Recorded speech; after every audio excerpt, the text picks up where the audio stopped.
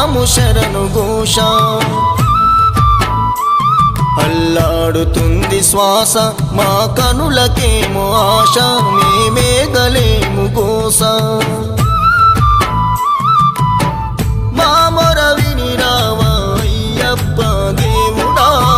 మా ఇళ పాపాలను తొలగించే బాలుడా కష్టమైన ఇష్టమైన కాలినడక సాగినాము వస్తున్నామయ్యా నీ శబరి తీరము